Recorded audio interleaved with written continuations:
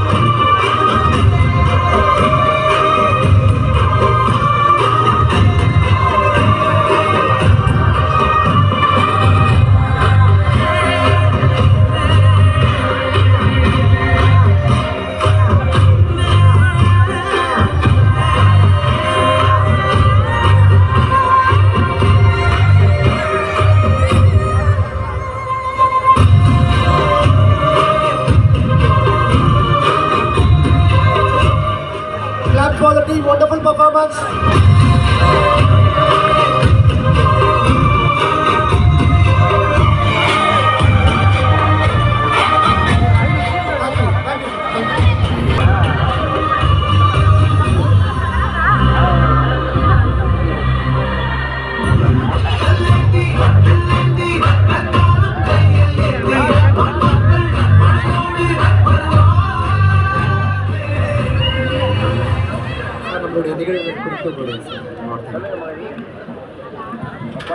நான் ரஞ்சித் ப்ரோ கிட்ட சொல்லியிருந்தேன், ஒரு தடவை இங்கே வரும்போது ஒரு 5 வருஷம் குறைஞ்ச மாதிரி ஒரு ஃபீலிங் வருது. அதனால இந்த மாதிரி சொல்றதுக்கு ஒன்றும் இல்லை. அதாவது ஒரு எமோஷனல் இடம் கூட இது. இந்த மாதிரி ஒரு மேடை, இந்த சொல்லுவாங்கல்ல சீன் மாறிடுச்சுன்ட்டு, டிஎம் கிருஷ்ணா சொன்ன மாதிரி இப்போ சீன் மாறிடுச்சு, மார்க்கெட்டோட சீனே மாறிடுச்சு. அது எவ்வளவு சந்தோஷமான விஷயம்னு இப்ப நான் வந்து அரசியல் இருக்கேன். நிறைய பேர் என்கிட்ட சொல்லுவாங்க, எப்படி சார் இவங்க கூட சண்டை போட போறீங்க, நீங்க இதுக்கெல்லாம் பெரிய திமிங்கலாச்சு, எப்படி சண்டை போடுவீங்கன்னு. இப்படித்தான் சண்டை போட போறோன்றது எனக்கு இங்க வரும்போது எனக்கு தெரியும். அதாவது இத்தனை வருஷமா இவ்வளோ ஜென்ரேஷன்ஸா ஐயான்ஸா வாய் மூடி மௌனியா கைய காலை கட்டி வச்சிருந்தாங்கல்ல, அப்ப நம்ம என்ன பண்ணிட்டு இருந்தோன்றதுக்கு இதுதான் விடை.